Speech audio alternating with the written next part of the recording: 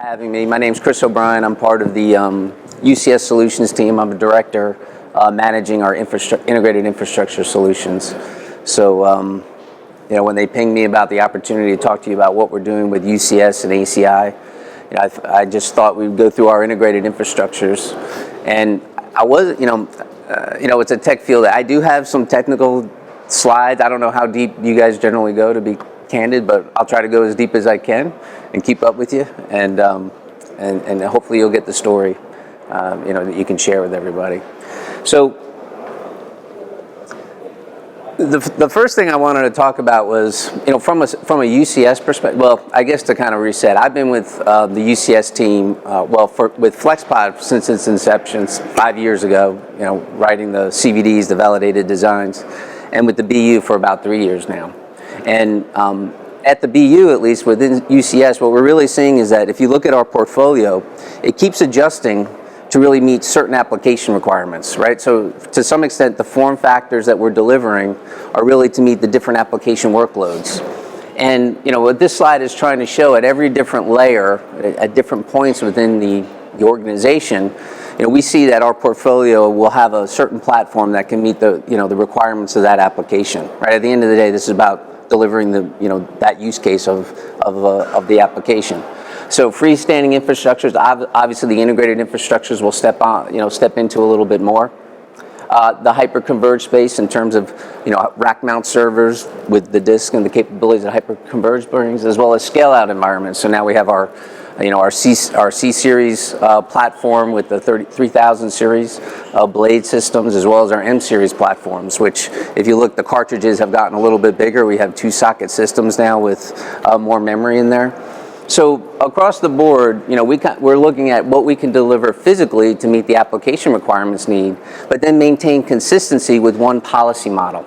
So when they when they asked me about doing this session about UCS and ACI, the real alignment that I see is that everything is policy driven, right? We have a compute layer that's programmable, and we have our application-centric infrastructure that allows us to drive policy that we capture from compute, network, storage teams, and capture it in the fabric, and then be able to consistently and cleanly provision it across the infrastructure fabric.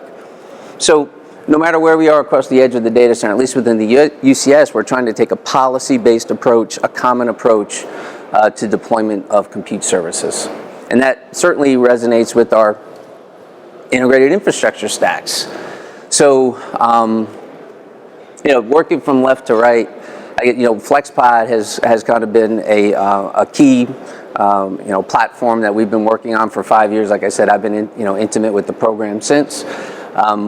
I have a good relationship with NetApp, and we'll talk about the technologies that NetApp has. We want to bring to the table with ACI, and I'll go into some details there in a few slides. But we also have our other partners. So we work closely with Nimble. So we have our Smart Stack solution. We've been working with, I guess, IBM. It's been about 18 months. The VersaStack solution. Okay. The vBlock, I think we're all familiar with VCE and the systems that are available there, as well as the vSpecs platform, which is more of a reference architecture that's a program that's run by Dell. EMC.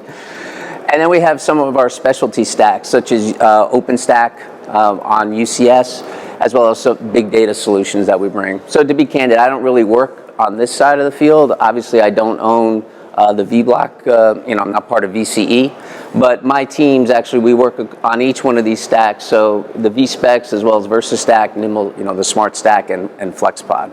So those are the programs I'm responsible for from an engineering perspective.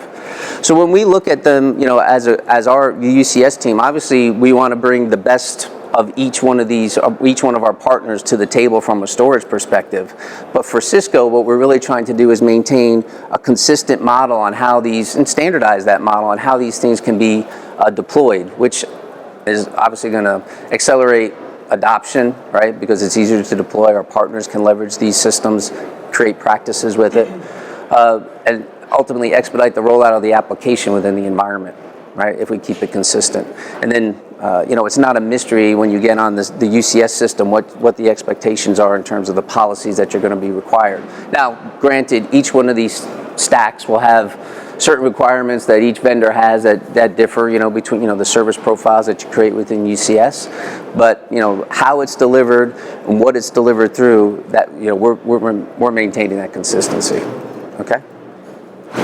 So when it comes to ACI, this is a programmable fabric. So now we have a fabric that's built to be automated. If you look at, let's say, we'll just use FlexPod as an example. We basically define this L2 domain and we stop at the leaf or the top of rack switch. With ACI, now we have the capability to really instantiate the entire fabric all the way up through L3 in a very clean fashion.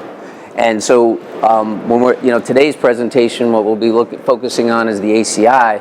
But what we're really trying to do from an infrastructure stack perspective is we realize that not everybody obviously is at ACI today or ready to go ACI, but we want them to be enabled to go ACI. So if you look at the integrated stacks that we have, we're standardizing on our 9K switching platforms, okay? And we're also, which means we're also using the hardware that allows them to switch to ACI. So if and when they make that choice to move to an application-centric approach, they can basically switch that mode of operation from the traditional NXOS model into this ACI automated delivery platform that we have. Okay, so we're trying to make sure that there's investment protection for our customers moving forward, whichever stack they choose. Okay. Now, to be candid, the only solution we have today with ACI is the FlexPod platform, and we'll talk about that. This is a general approach we're taking across each one of our stacks to make sure that the 9300 leaves are positioned properly at the top. Okay. So I don't know if these are interactive sessions, but if anybody has questions or comments, feel free to ping in. Yeah. So prior to launching ACI, about 6 months before, we were all under NDA and working with Inseme and getting up to speed on what ACI was. And we wanted to deliver ACI with FlexPod. It was a real goal, for us in the program to make sure that we aligned with this new technology we're coming. So what we thought, what I try to first capture on is what are we really trying to do? Well, we want to bring this programmability that we have in the compute infrastructure today and attach it with the automation capabilities that ACI does. And if you look, the application is driving both the UCS compute platform and the policies we create, as well as the ACI fabric policies that we create. It's real application driven. It was good alignment. So what we're looking at doing is extending the capabilities of the FlexPod, because we hadn't really programmed the fabric before within the program.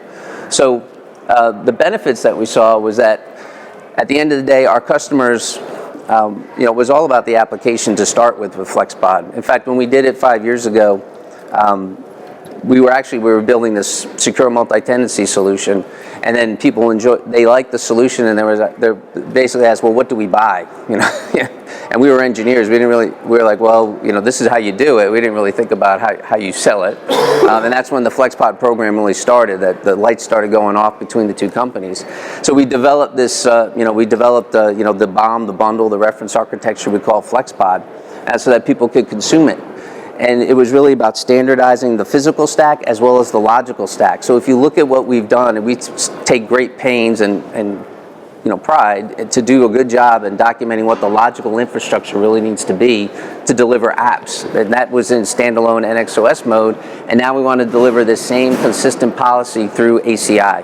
So it was a good extension, a natural extension of the story. And if you kind of think about ACI in the beginning, there was a lot of conversation about tenancy and secure multi-tenancy within the ACI fabric, that capability. It aligned well, obviously, with what we had done with the FlexPod program in the past. So the other key point was that it was, ACI is endpoint optimized. The key building block of ACI being this EPG, which really defines, what your endpoint is. The endpoint can be a UCS system, or the endpoint can be a NetApp system. So we wanted to make sure we showcase best practices for each on the infrastructure. So to that end, we certainly used each one of our domain level policy-based models. So using the UCS manager, using APIC to control the fabric and the UCS fabric, And then from a NetApp perspective, there's APIs available within NetApp that you can use on command. To tie it all together, we pulled in UCS Director. Okay, so the effort, obviously was between Cisco and NetApp, and then we pulled in our UCS Director engineering team to also create tenancy, to support the automation of the tenant that we were building. So if you go to cisco.com on the site, you'll see a complete validated design that talks about how do I automate the tenancy model that Cisco and NetApp wants to deliver. The good thing about this is that this happened during the first phase, the first rollout of ACI. There are also improvements to obviously within the ACI fabric itself is also being captured within UCS. UCS Director has just recently revved its tenancy models again in the 5.4 release to support some of the new feature sets and capabilities. And obviously, as we've gotten smarter about how do we roll out these applications within the ACI fabric, we also have that story refined within the infrastructure. So there's full documentation not only from a physical and virtual infrastructure deployment perspective on FlexPod with ACI, as well as an automated solution around UCS Director. And there's a number of sessions this week that talk about and have demos of UCS Director deploying these new tenant models. So it's a very clean approach. Yes, sir. One quick question. For example, you have a NetApp that is not inside the FlexPod, connected to your network. You could also leverage the UCS Director. Yeah. So the comment was, can the UCS Director pull in just a remote storage system and manage it? It certainly can. You can register it in the inventory of UCS Director and leverage it as a storage device. Yeah. So I guess the way that, the way I look at it at least is Director is the glue, right? We have policy for UCS, we have policy for APIC. There's also policy that can be pushed onto the NetApp device. Director, right, is the story that, the piece of equipment that is going to pull this all together, right? And we can automate it. So start going in a little bit deeper. So what we did was, if you're familiar with the basic Cisco UCS integrated infrastructure stack is a Nexus platform with a UCS system below it, and then the storage. In this, what you're seeing here is essentially our base FlexPod infrastructure. So this is based on the first release that we came out, the 9396 Leaf. So that Nexus Leaf switch is supporting our UCS domain, B or C series, right? Doesn't matter.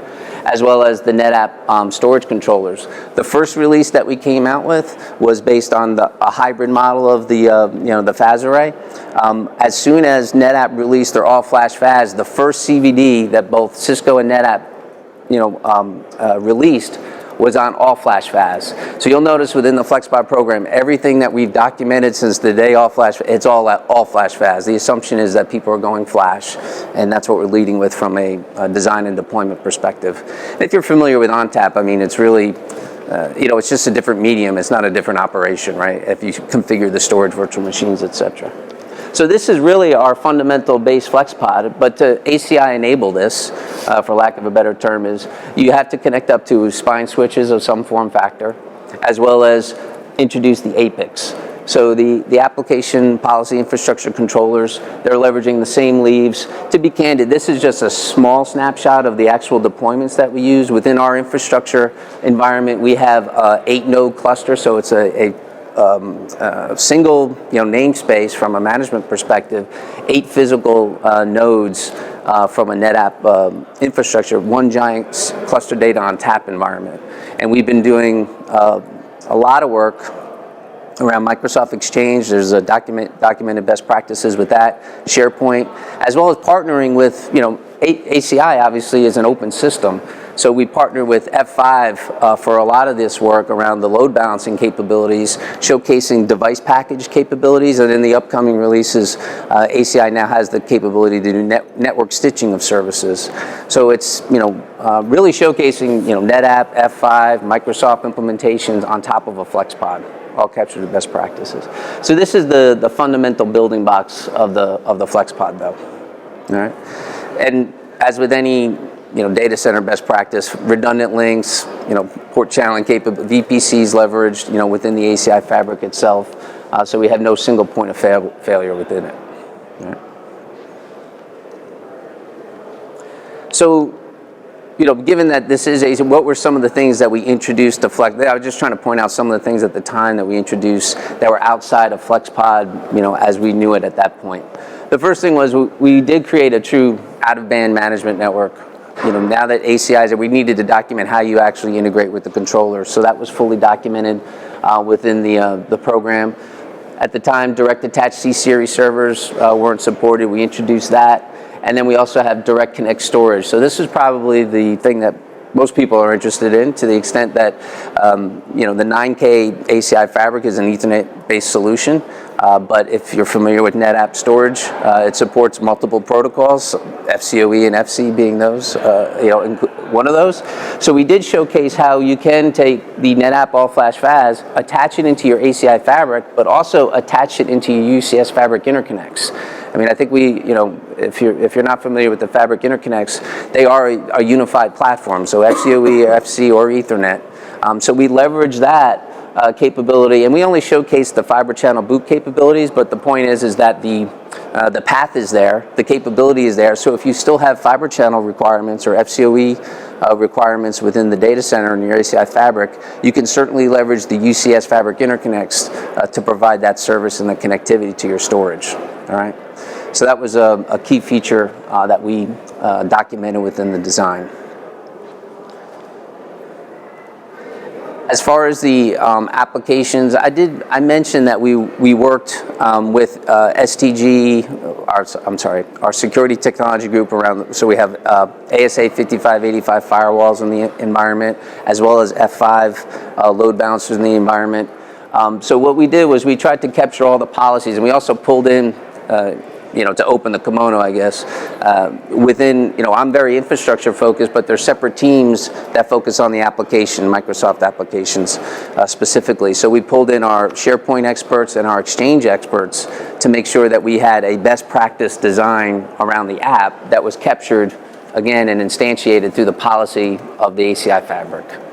And of course, best practices from a UCS perspective. So this is what I'm just trying to show, that we're automating this. Just to be clear, the UCS director work didn't automate all the way up through the application. So the designs that we have right now, or at that point, were really about the infrastructure tenancy models and how it's deployed.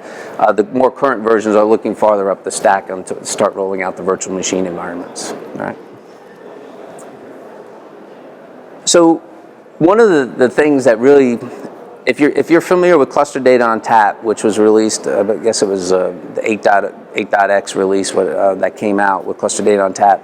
It really, from a management perspective and from an HA perspective, it's a cluster, and you manage it as a single namespace. The beauty of it is you can start carving up this cluster data on tap environment to support storage virtual machines, which is a great name, because when you really look at it from an ACI Fabric, you start consuming them and providing services to them just like any other virtual machine. Okay, so you define iSCSI policies or endpoint groups with contracts.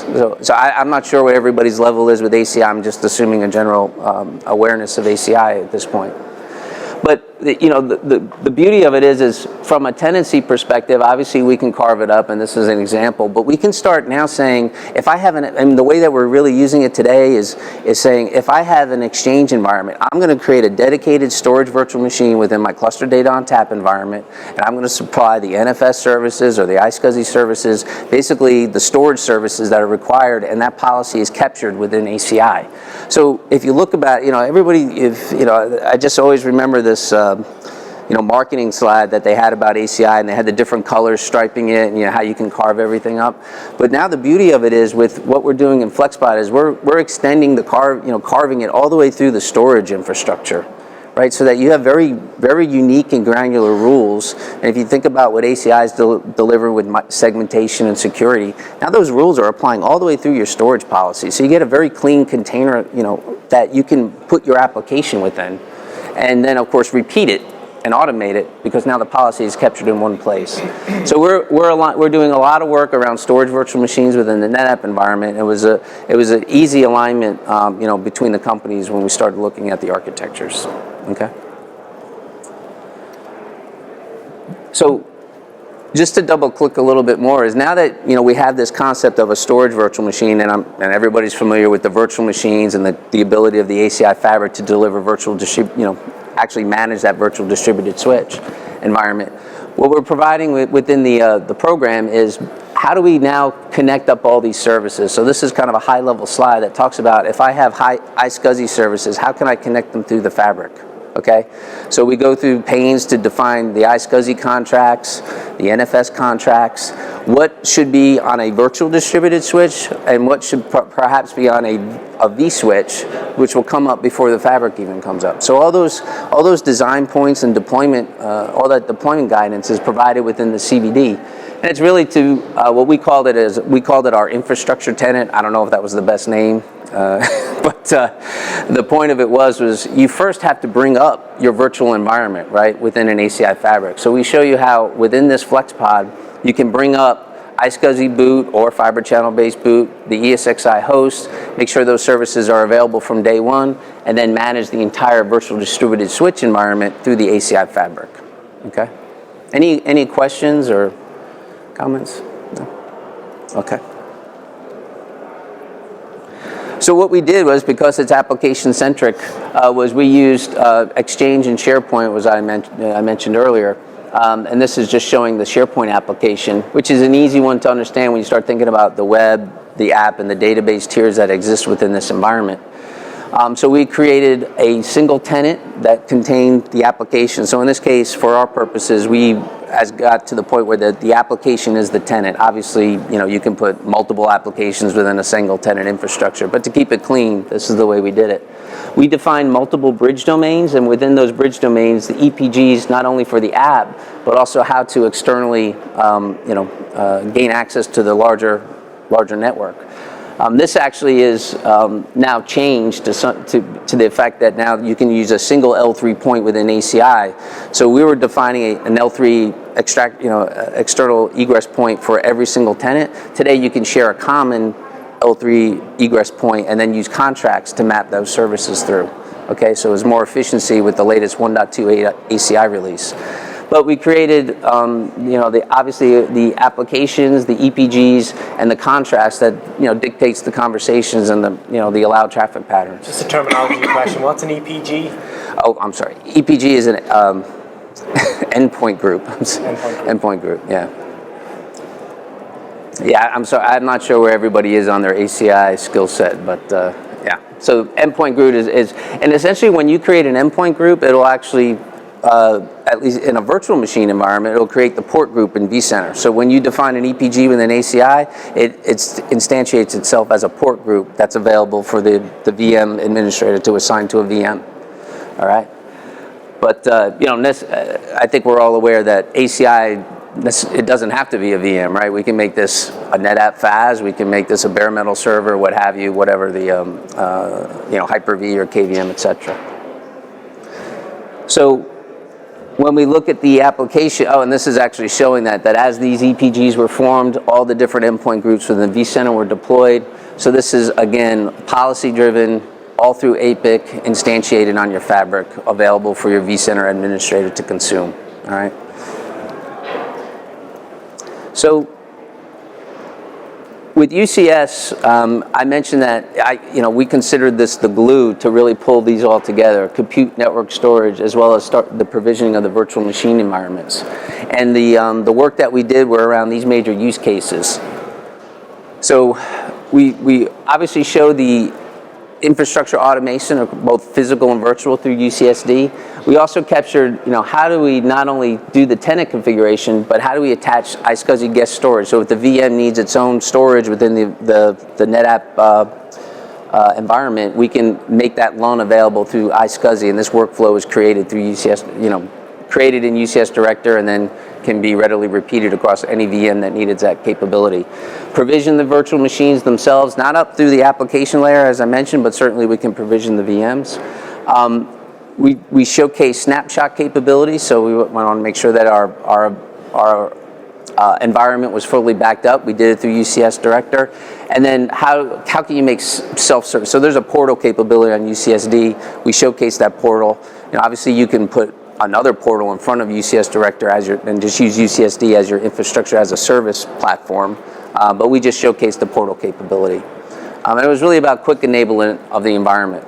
And I think even if you look at what ACI has been doing, they have now 2 modes of operation. There's a simple mode and an advanced mode. I think, you start learning what you really, what bells and whistles you really need, and then you just make those things available. The beauty of UCSD is once you kind of figure out for your organizations what you need, then you can then say, okay, I'm going to create workflows for X, Y, and Z, and then it just expedites, the operations within the data center. So, I did want to. 1.2 came out, I think it was mid-December, if memory serves, and we are spinning up new projects around the 1.2 release. I just wanted to kind of touch on a few that we want to bring to the table. Well, we have vSphere 6 support, but there are enhancements around some of the micro-segmentation capabilities. We're certainly going to show those with there. I mentioned the layer 3, the L3 out, so a single egress point that we can share across multiple application environments or tenant environments. We used to have to create a VRF for every instance. So this is more efficiency within the ACI fabric. I think the other thing that is interest of us is this IP-based EPG. So if the storage virtual machines within the cluster data on tap environment each have their own, they have these logical virtual interfaces that they get assigned IP addresses. Well, now we can actually use that IP address as part of this endpoint group definition, which means we can create, more granular rules quickly based on, the services that FAS, that logical interface is going to provide. So if it's NFS or iSCSI or what have you, okay? So we're certainly going to showcase that. And then there's a lot of capabilities around visibility into the fabric, the ability to map where a VM is. So we certainly want to, for our customers, make sure they understand that if they go FlexPod with ACI, they can track a VM as it moves across the entire system and see, what it's doing, what its performance level are based on these different ACI metrics, the atomic counters that are within the fabric. All right. So these are some of the things that we're currently working on. We should have some content out in the next few months. Okay, certainly before the next Cisco Live. Regarding to future enhancements, you mentioned the F5 integration and the ASA firewall integration. Right. What are the future plans for that? Will that also be enhanced in the future? So I think the way that we're looking at it, there's this service insertion without the device packages. So the way that ACI initially was rolled out is F5 or Citrix, whoever, the ASA team would have to write their own device package so that through the APIC you could expose the services that you want, and the features that you want to enable within that specific L4 through L7 service device. This one is more about, I guess, my hair's getting gray as my sweater is. I'm an old networking guy. I mean, this to me is it's the VLAN stitching, approach to service insertion. Yeah. What we're going to showcase here is the ASA. We still have F5 in our labs, but we haven't locked an application. So it's kind of hard to show the load balancer without an application use case. We're using right now generic load within these virtual machines. So we're certainly going to showcase the ASA functionality and how to do the network stitching through there, which would really apply, because what that means is you can stitch the service together through the VLANs, and then you could use your regular domain manager, be it an F5, the GUI interface to F5, or your ASA domain manager. So we're going to show how to do it. I don't know if we're going to cover F5, I guess is the answer. That was a long answer, and I apologize. Thanks a lot. I got a little jet lag to go on, to be honest with you, but yeah. So I think, the final thought that I have, as if I look at UCS and I look at ACI, if the form factors for UCS and this policy-driven model has really been about addressing application requirements. ACI, and I think we're all aware of the messaging, it is all about application-centric infrastructure. Well, when you start putting this together, when you start tying the ability to drive policy at the compute, policy at the fabric, and then, because I'm part of the integrated infrastructure program, tie it together through UCS Director, it becomes a very cohesive story, right? And if we do it right, as Cisco tends to do, we can tell a solid we can let our customers minimize their risk and expedite deployment of applications all through these capabilities we're delivering not only across ACI and UCS, but leveraging our partners' functionality that, for FlexPod, it's data on tap, right? So, as I mentioned before, we're standardizing the infrastructure physically and logically. That's our, as Cisco UCS team, that's what we're trying to do across any one of these stacks, which really allows them a choice, right? We don't have a storage religion that they need to pick. I mean, obviously, I showed you at the beginning, Nimble, IBM, NetApp that we talked about in depth. We're just showing you how you can integrate. If that's the storage that you want to go with, Mr. Customer, we're showing you how you can best attach it into UCS in a consistent fashion. And we're working with each one of these partners in our labs. Every CVD is done in a Cisco lab, and all the engineering teams work together tightly. So both, NetApp or Nimble, IBM, they're in the lab with us so that it's a cohesive story, and they're bringing their best to the table. It's not just Cisco saying this is the way to do it, right? We're working together. So all this information can be found on our design zone for data centers. There's hundreds of Cisco validated designs. We try to archive them off, but sometimes people complain if we move them off too fast. So you can go out and certainly see the different ACI infrastructures that we've documented already today. What about the status for ACI going to the campus? I'm sorry? What is the status of ACI going to the campus? To the campus? Yeah. So I'm not really a camp. I really don't know what the plans are around ACI with the campus. You can see I'm very data center focused, so I tend not to so I don't have a good answer for that. Yeah.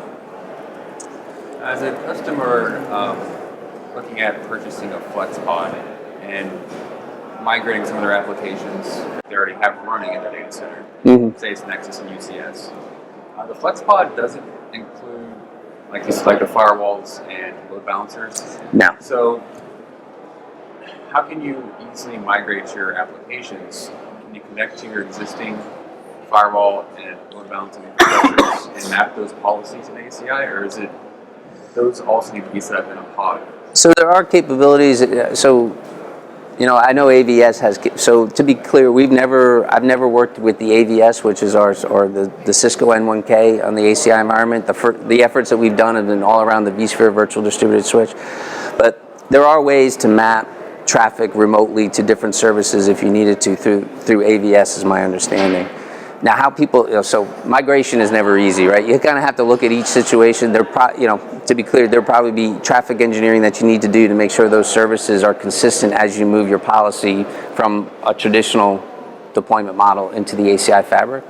But actually, if you think about ACI, that's part of, I guess, the work that pays off in the long run, right? Because you have to take the time to understand the services that application needs and capture it inside the APIC so that it can be instantiated. But once it's there, obviously you can repeat and reuse, and that's where you gain the efficiencies of it. So migrating is never easy. You have to look at every single every data center is a little different, right? So you need to understand how these things are physically connected, and then take it from there. Any other questions or comments? With the integration, for example, you mentioned different storage vendors can integrate that solution, yeah? These are all, let's say, open API calls that you can give your partners, and they can, let's say, fit their product so that you have an interoperability? So, well, I guess it depends on the partner and what their functions are that are available. From a Nexus and a UCS perspective, we've tried to standardize as much as we can. If it's a different storage partner that comes in, we have to look at what functions they make available, and then Director has to qualify that. You're talking about UCS Director stitching this together. So.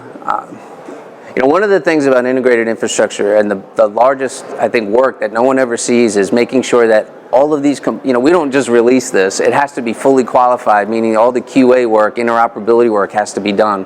And that also includes, and that's not just at the driver level, but also at UCS Director. So UCS Director needs to support, all the different images and the platforms. So until that happens, we don't, you wouldn't have that available. So if you look at it, so I think the Nimble platform I think is currently qualified. IBM V7000 is qualified. So yes, you could certainly take the workflows that we have for the FlexPod with ACI. You could look at it, and obviously from a storage perspective, you'd have to change those workflows to stitch the IBM in or what have you. Okay. But I think the logic's there, right? It's just there'd be a little more work. But we try to make, as each one of these partners mature, obviously FlexPod being the most mature platform, it